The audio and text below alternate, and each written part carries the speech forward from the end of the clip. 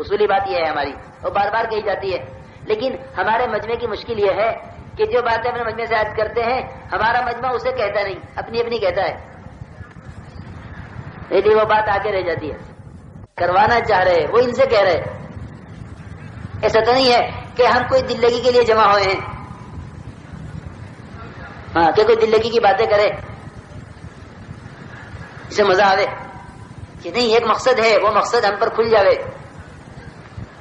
کہ مقصد کیا ہے کہ اپنی زندگیوں کے اندر تبدیلی لانے کے لیے دوسروں پر محنت، دوسروں کو دعوت دیں گے کہ اس لائن کا مجاہدہ دعوت دینے والوں کو دوسروں سے پہلے نوازے گا، یہ اللہ کا وعدہ ہے، کیونکہ اللہ کی طرف بلانے والے اللہ کے اور اس کے بندوں کے درمیان رابطہ ہے، تو جو اللہ کے بندوں کے درمیان رابطہ ہے کہ رابطے والوں کو پہلے ملتا ہے کہ تم ہمارے بندوں کو ہم سے جوڑو گے تو ہم ان سے پہلے تمہیں اپنے سے جوڑ لیں گے، یہ ہے اللہ کی سنت، یہ ہے اللہ کا طریقہ کہ جو میرے بندوں کو میری طرف بلائیں گے اور مجھ سے جوڑیں گے، میں ایسے لوگوں کو دوسروں سے پہلے اپنے سے جوڑ لوں گا۔ میرے دوستو بزرگوں، جو کسی کھوئے ہوئے بیٹے کو اس کے باپ تک پہنچاوے گا کہ اس کا باپ اس تلاش کر کے لانے والے سے زیادہ خوش ہوگا، کہ اللہ رب العزت ان بندوں سے خوش ہوتے ہیں جو اللہ کے کھوئے ہوئے بندوں کو اللہ سے ملاویں۔ اس لیے ہم اپنی نمازوں کو عمدہ کرنے کے لیے، اپنی نمازوں میں ترقی کرنے کے لیے دوسروں کو نماز کی دعوت دیں گے۔ پہلا کام یہ ہے ہمارا، کیوں دعوت دیں گے کہ میں نمازی ہوں وہ بے نمازی ہے، یہ بنیاد ہے دعوت دینے کی؟ نہیں میرے بزرگوں دوستو، بنیاد یہ ہے کہ میں اپنی نماز میں ترقی کے لیے دوسروں کو نماز کی دعوت دے رہا ہوں تاکہ اس بے نمازی کی نحوست سے کہیں ہمارے اپنے اعمال متاثر نہ ہوں، اس لیے کہ ایک بے نمازی کی نحوست کا جو اثر پڑے گا وہ نمازی کو متاثر کرے گا۔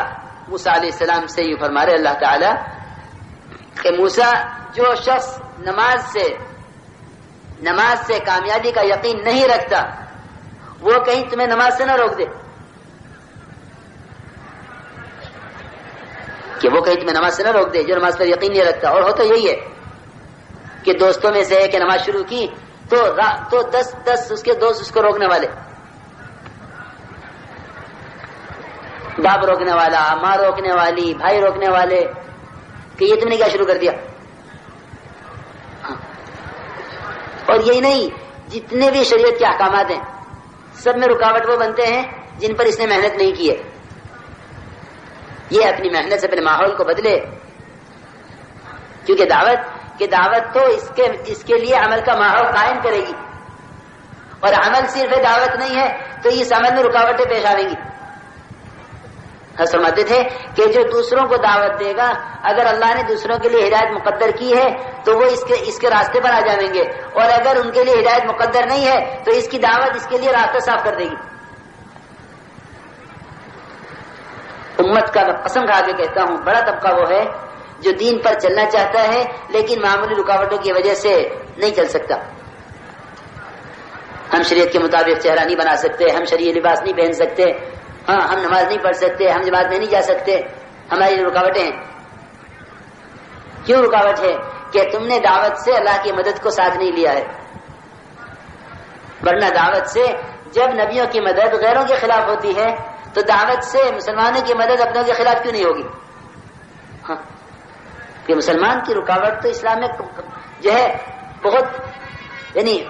بہت کم ہے جو رکاوٹ غیروں کی طرف سے تھی اسلام کے لیے۔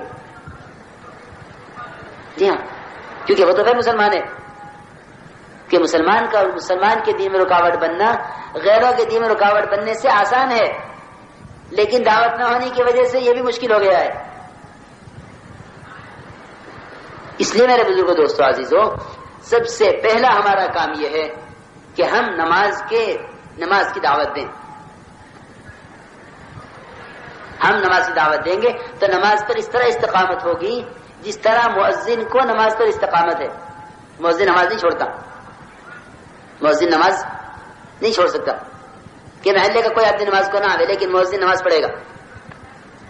کیوں؟ کہ وہ اذان سے نماز کا داعی بنا ہوا ہے. دوسروں کو کہہ رہا ہے حی علی الصلاۃ حی علی الصلاۃ، کہ جو دوسروں کو نماز کی طرف بلا رہا ہے کہ اس سے تو نماز کے چھوٹنے کا سوال ہی نہیں ہے. کہ اگر ساری امت اس طرح نماز کی دعوت پر آ جاوے تو پھر اس امت کو نماز پر استقامت ہو جاوے. لیکن کہ دوسروں کے لیے ہے تو پھر یہ چیز تمہیں تھکا دے گی اور بٹھا دے گی کہ ہم نے تو تبلیغ کر دی، ان کو ہو گئی تبلیغ. کیوں؟ اس لیے کہ صرف پہنچانے کو تبلیغ سمجھ لیا ہے. حالانکہ یہ وہ محنت ہے جس محنت کرنے والا مرنے تک محتاج ہے. کیونکہ نماز کی کوئی انتہا نہیں ہے کہ جتنی محنت کرتے جاؤ گے نماز میں ترقی ہوتی جائے گی. تو پہلا کام یہ ہے کہ دوسروں کو نماز کی دعوت دیں اپنی نماز میں ترقی کرنے کے لیے. یہ پہلا کام ہے. دوسرا کام یہ ہے کہ ہم اپنی نماز کو عمدہ بنائیں،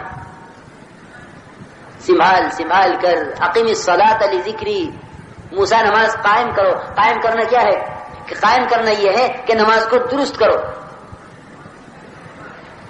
کہ جو نماز کو بگاڑے گا اپنے دین کو بگاڑ لے گا. جو نماز کو بگاڑے گا کہ اپنے دین کو بگاڑ لے گا. کہ نماز کو درست کرو. عقیم کے دونوں معنی ہیں، نماز کو درست بھی کرو اور نماز کو زندہ بھی کرو. امت میں نماز کو قائم کرنا، جیسے شامیانہ قائم کیا جاتا ہے کہ جہاں جھول ہے کہ اس جھول کو ختم کرو، کہ ابھی قائم نہیں ہوا. کہ نماز کو قائم بھی کرو. اجتماعی ذمہ داری یہ ہے کہ نماز امت میں زندہ ہو. انفرادی ذمہ داری یہ ہے کہ اپنی نماز کو درست کرو. تو دونوں ذمہ داری ہر فرد پر ہیں، نماز کو درست کرنا، نماز کو رواج دینا.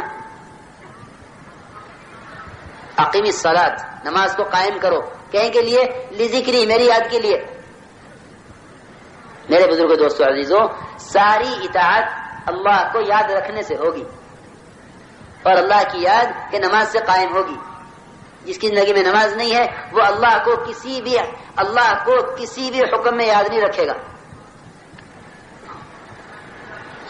اللہ کو کسی حکم میں یاد نہیں رکھے گا کہ زکوٰۃ میں، حج میں، روزے میں اور شرعی احکامات میں اور تجارت میں، زراعت میں، ملازمت میں، کہیں میں، شادیوں میں، لباسوں میں، کہیں میں نبوت کے طریقے اور اللہ کے احکامات نہیں آئیں گے جب تک یہ اللہ کو نماز میں یاد نہیں رکھے گا.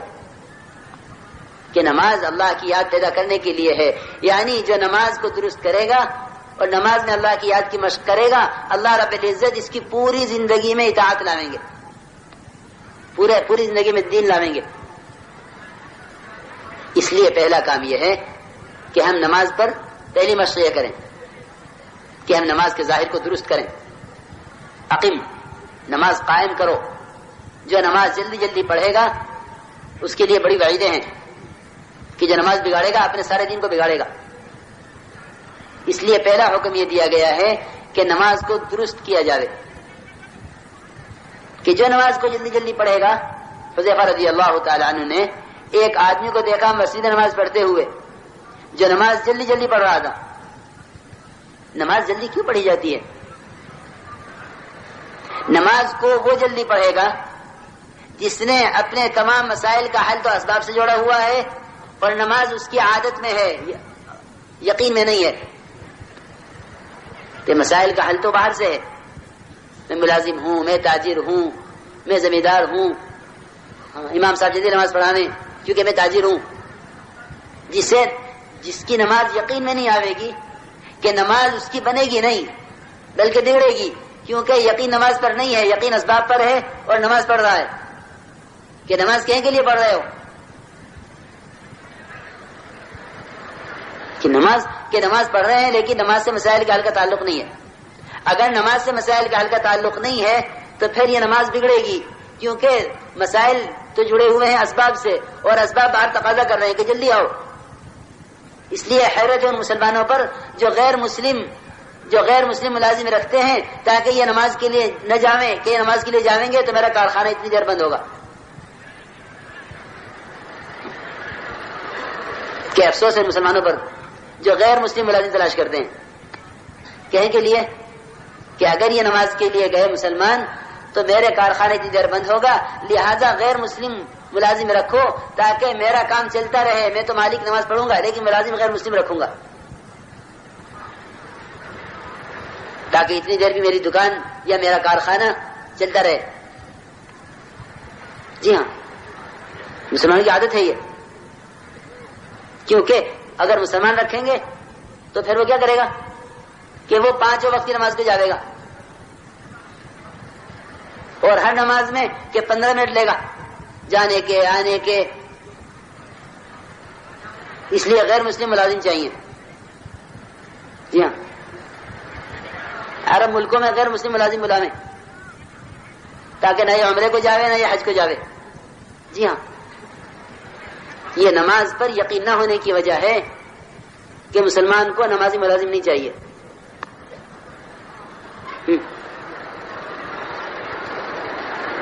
میں غلط نہیں کہہ رہا ہوں، ہم بھی آپ کے درمیان رہتے ہیں، کوئی اندازہ نہیں ہے یہ، بلکہ حقیقت ہے یہ۔ کیوں؟ اس لیے کہ نماز پر یقین نہیں ہے، تو وہ نماز کو بگاڑے گا جس کا نماز پر یقین نہیں ہوگا، کہ جو نماز کو بگاڑے گا کہ وہ اپنے سارے دین کو بگاڑ لے گا۔ نماز کو وہ بگاڑے گا جس کا نماز پر یقین نہیں ہے، کہ وہ نماز جلدی جلدی پڑھے گا۔ تو حذیفہ رضی اللہ تعالی عنہ نے جلدی جلدی نماز پڑھنے والے کو دیکھا اور دیکھ کے پوچھا کہ یہ نماز کب سے پڑھتے ہو؟ کہ میں 40 سال سے پڑھتا ہوں نماز اس طرح۔ تو یوں فرمایا حذیفہ رضی اللہ تعالی عنہ نے کہ اگر تم نے اپنی نماز کو درست نہ کیا اور اسی پر مر گئے تو قیامت میں محمد صلی اللہ علیہ وسلم کے لائے ہوئے دین پر نہیں اٹھائے جاؤ گے۔ جس دین کو لے کر محمد صلی اللہ علیہ وسلم بھیجے گئے ہیں، قیامت میں اس دین پر نہیں اٹھائے جاؤ گے۔ یہ وعید ہے سخت کہ ایک آدمی نماز پڑھ رہا ہے اور قیامت میں محمد صلی اللہ علیہ وسلم کے لائے ہوئے دین پر نہ اٹھائے جاوے۔ کون کہہ رہے ہیں؟ حذیفہ رضی اللہ عنہ، جناب رسول اللہ صلی اللہ علیہ وسلم کے وہ صحابی ہیں جو آپ کے رازوں کے امین ہیں، آپ کے خاص خاص راز ان کے پاس۔ وہ کہہ رہے ہیں کہ جو نماز جلدی پڑھے گا وہ قیامت میں محمد صلی اللہ علیہ وسلم کے لائے ہوئے دین پر نہیں اٹھایا جائے گا، کیونکہ آپ کا دین ہے صلو کما رأیتمونی اصلی، آپ کی نماز ہے کہ نماز ایسے پڑھو جیسے میں پڑھ رہا ہوں۔ لیکن اکثریت نمازیوں کی اکثریت کہ وہ رکوع سجدے اس طرح کریں کہ ان کی پیشانی سجدے میں ٹکی نہیں کہ اٹھا لی، اور وہ رکوع سے کھڑے ہو ہی نہیں کہ سجدے میں چلے گئے، نہ قومہ ہے نہ جلسہ ہے۔ کیوں؟ اس لیے کہ نماز عمل میں ہے، یقین میں نہیں ہے، کہ جب عمل میں ہے تو بگڑے گی، یقین میں آئے گی تو بنے گی۔ کہ جب تک یقین میں نہیں آئے گی کہ باہر کی چیزیں اس پر تقاضا کریں گی جلدی آنے کا، تو یہ اس جلدی کی وجہ سے نماز کو بگاڑے گا۔ اس لیے میرے بزرگوں، دوستوں، عزیزوں، سب سے پہلا کام ہمارا یہ ہے کہ ہم اس نماز کو درست کریں، کہ یہ جو نماز درست ہوگی وہ برائی سے روکے گی۔ لوگ پوچھتے ہیں کہ ہم نماز تو پڑھتے ہیں لیکن نامحرم کو بھی دیکھتے ہیں، کیا کروں؟ نگاہ نہیں ہٹتی کہ اندر وہ قوت نہیں پیدا ہوئی ہے جو اس کو حرام سے روک دے۔ تو وہ قوت کیسے پیدا ہوگی؟ کہ وہ قوت تو پیدا ہوگی نماز کے بننے سے، کہ نماز کو بناؤ۔ عقیم کا لفظ آیا ہے، کیا مطلب ہے؟ کہ جو نماز کو بنائے گا اس کی نماز کو برائی سے روک دے گی۔ وَأَقِمِ الصَّلَاةَ إِنَّ الصَّلَاةَ تَنْهَىٰ عَنِ الْفَحْشَاءِ وَالْمُنكَرِ، نماز کو قائم کر، یعنی تو نماز کو درست کر، کیونکہ درست نماز ہی تجھے منکرات سے روکے گی۔ بگڑی ہوئی نماز جس نماز کو بگاڑا گیا ہے وہ برے کاموں سے کیسے روک دے گی؟ یقینی بات ہے قرآن کی کہ نماز برائیوں سے روکے گی، لیکن شرط یہ ہے کہ یہ نماز بنے۔ میرے دوستوں بزرگوں، روایت میں آیا ہے کہ جو شخص رکوع اور سجدے کے درمیان سیدھا کھڑا نہ ہو، رکوع سے اٹھتے سجدے میں چلا جائے، کہ جو شخص رکوع سجدے کے درمیان سیدھا کھڑا نہ ہو، اللہ رب العزت اس کی نماز کی طرف نگاہ اٹھا کر نہیں دیکھتے۔ اللہ رب العزت اس کی نماز کی طرف نگاہ اٹھا کر نہیں دیکھتے کہ یہ کیا کر رہا ہے. اس لیے میرے بزرگوں دوستوں عزیزوں پہلی مشق یہ کرنی ہے کہ اپنی نمازوں کو سنبھال کر پڑھو، عظمت کے ساتھ، وقار کے ساتھ، کہ جب سجدہ کرو تو یقین کرو کہ میرا سر رحمان کے قدموں کے درمیان رکھا ہوا ہے. کیا کیفیت ہوگی سجدے میں سجدہ کرنے والے کی؟ الساجد یسجد بین قدمے رحمان، کہ سجدہ کرنے والا رحمان کے دونوں قدموں کے درمیان سر رکھے ہوئے ہے. لیکن ہمیں کوئی کچھ خبر نہیں. تعلیم ہو رہی ہے اور اس کا نماز کے وقت کوئی دھیان نہیں ہے. کچھ خبر نہیں کہ نماز میں کہ یہ مومن کی معراج ہو رہی ہے. حضور اکرم صلی اللہ علیہ وسلم ایک معراج کر گئے لیکن ہر ایمان والے کو معراج دے گئے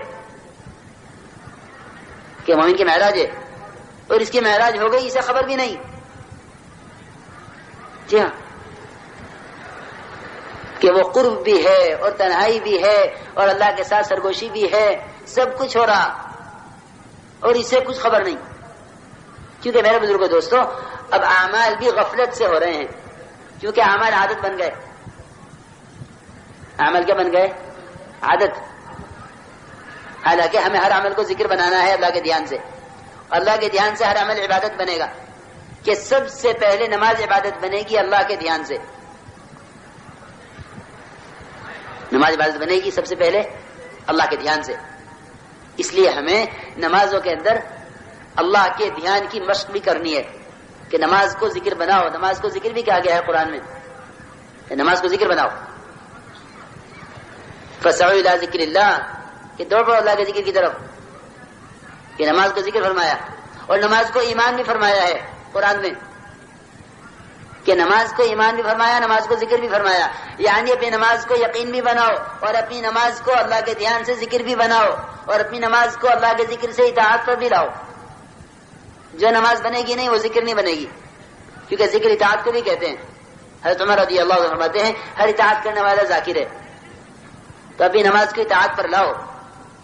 یعنی جس نے نماز کو بگاڑا ہے کہ اس نے بھی نماز کو اطاعت پر، کہ وہ اپنی نماز کو اطاعت پر نہیں لایا، اور جب بھی نماز کی اطاعت پر نہیں لایا کہ وہ اپنی پوری زندگی کو اطاعت پر نہیں لا سکتا.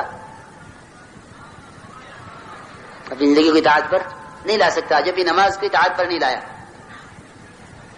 اس لیے نماز کو صحیح کرو علم سے، کہ نماز کا علم حاصل کرو کہ کیسے نماز بنے گی، کیسے نماز بگڑے گی، کیا چیزیں نماز کو فاسد کریں گی.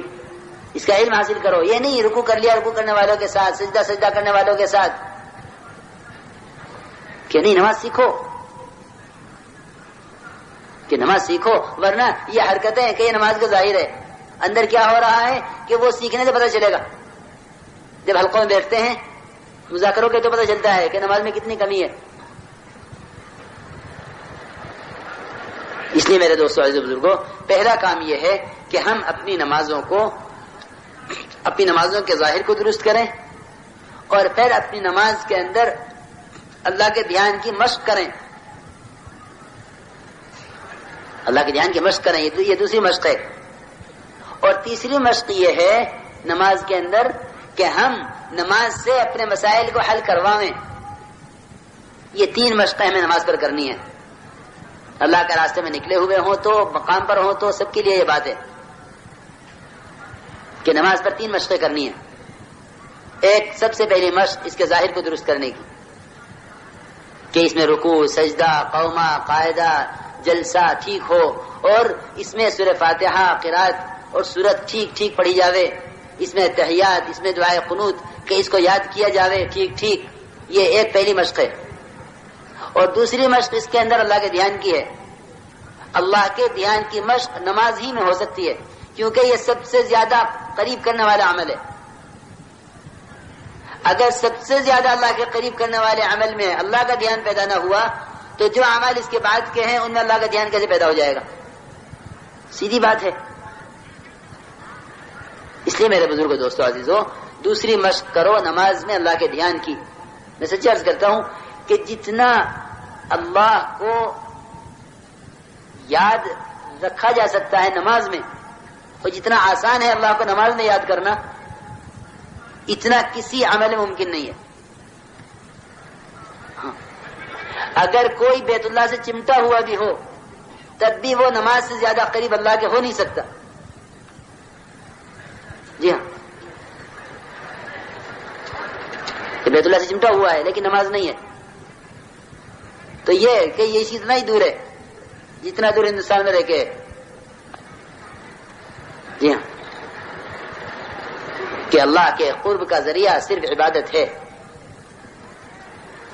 اس لیے میرے بزرگوں دوستو، ہم نماز میں اللہ کے دھیان کی مشق کیا کریں، یعنی بالارادہ بتکلف اپنے دھیان کو ہٹاؤ اور اللہ کی طرف لگاؤ. کہ جو نماز میں اللہ کے دھیان کی مشق کرے گا اللہ رب العزت اسے اپنے دھیان کی توفیق جلدی دے دیں گے. ذکر کی حقیقت کھلتی ہے نماز سے. لوگ سمجھتے ہیں کہ ذکر تسبیحات سے، کہ نہیں، تسبیحات میں اللہ کا دھیان بعد میں آئے گا، پہلے نماز میں آئے گا. جی ہاں،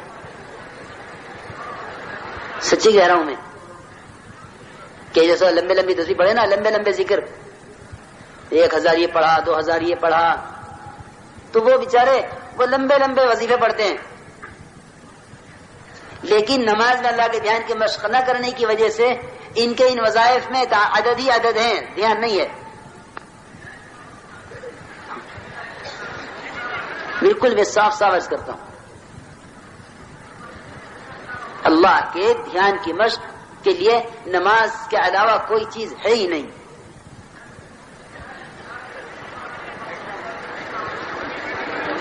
لیکن ہم تو نماز جلدی جلدی پڑھ لیں، اللہ کا دھیان نماز میں آتا ہی نہیں.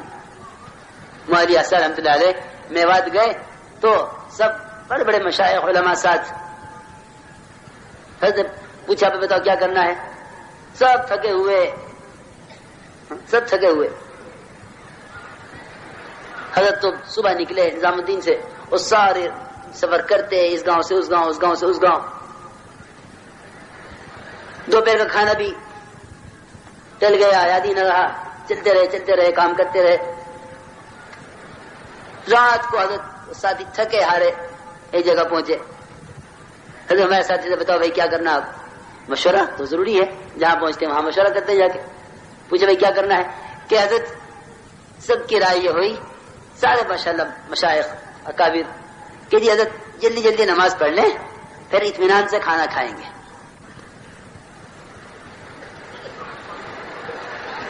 پھر آپ کی کیا رائے، آپ کی کیا رائے، سب کی یہی رائے کہ جلدی جلدی نماز پڑھ لو پھر اطمینان سے کھانا کھائیں. مولوی اثر رحمۃ اللہ علیہ سب کی سن کر ایک بھر کے فرمانے لگے کہ آئے ہائے، ایسا کرو جلدی جلدی کھانا کھا لو پھر اطمینان سے نماز پڑھیں گے. میں سچی عرض کرتا ہوں، نماز بوجھ بنی ہوئی ہے، بوجھ، کیونکہ جس میں خشیہ نہ ہوگا نماز اس پر بوجھ ہوگی. انہا لکبیرۃ الا علی الخاشعین، کہ جن کے دلوں کے اندر اللہ کی عظمت، اللہ کا خوف، اس کا خشیہ یعنی اخلاص نہیں اترا ہوا ہوگا، کہ نماز ان پر بوجھ ہو جائے گی، یہ ان کے دلوں میں خشیہ نہ ہونے کی علامت ہے. ورنہ محبوب ترین چیز نماز ہوگی. اب تو نوافل دیکھو، کوئی کسی کو غافل نہ رہنے دو، کسی کو غافل نہ رہنے دو، سب کو متوجہ کرو. ہاں اس کو، ہاں دیکھو، ایک آدمی مجمع میں غافل ہوگا نا، سارے مجمع پر اس کا اثر پڑے گا. میں تو جی چاہتا ہے آپ میں سے ہر ایک سے براہ راست بات کروں. بیان تقریر سے مجھے بہت الجھن ہے. میں تو آپ حضرات کی جاتا ہوں، آپ کی آنکھوں میں آنکھیں ڈال کے بات کروں. ورنہ میں سچی کہتا ہوں یہ سب میلے میلے ہیں، کچھ نہیں ہے.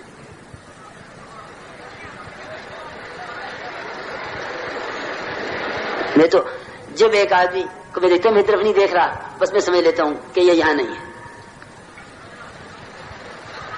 شیطان ذکر کی مجلس میں پوری غفلت کے لانے کی کوشش کرتا ہے.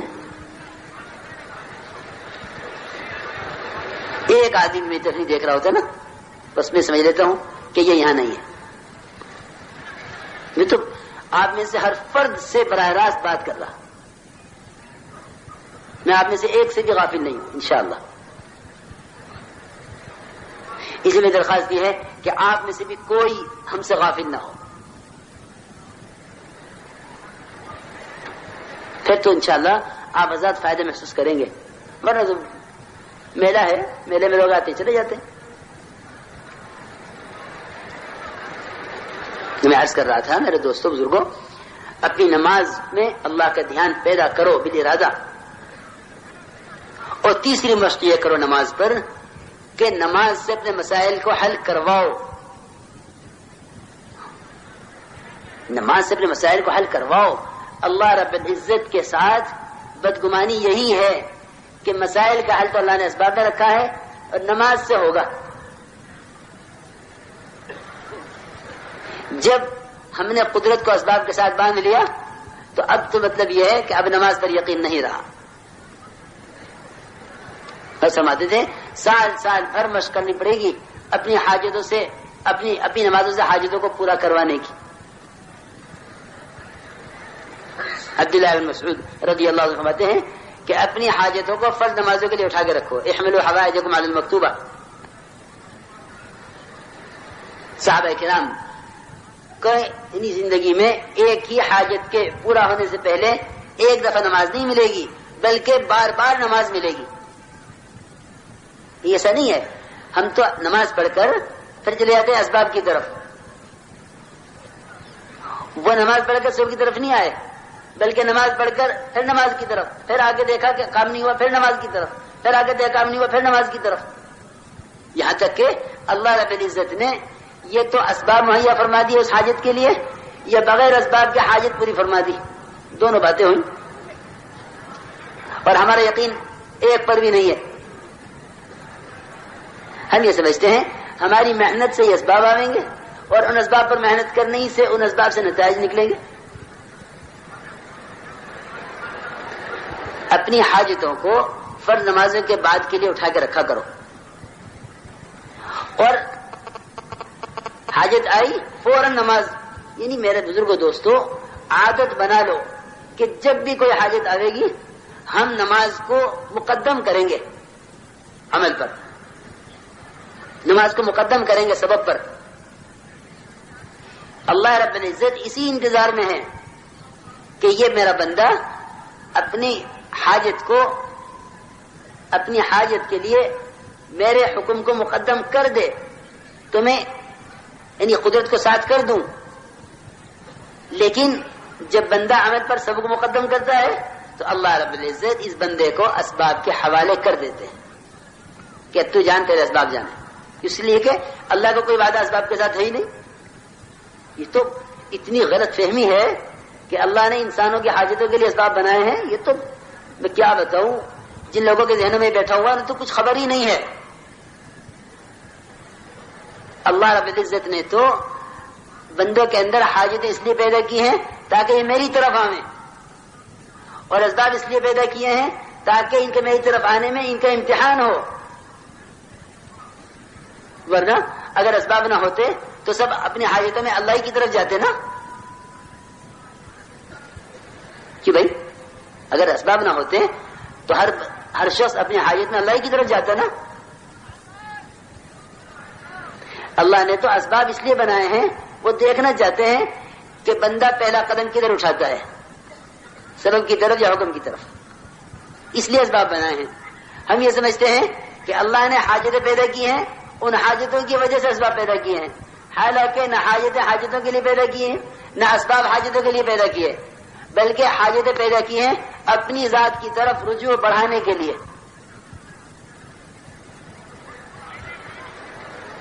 میں آپ حضرات سے جو کچھ عرض کر رہا ہوں نا، آپ حضرات اسے یاد رکھیں گے ان باتوں کو، ورنہ میں سچی کہتا ہوں آپ ایک بات کہتے رہیں گے اور ہمارا مجمع اس رخ کی بات نہیں کہے گا تو پھر وہ باتیں یعنی گزر جائیں گی۔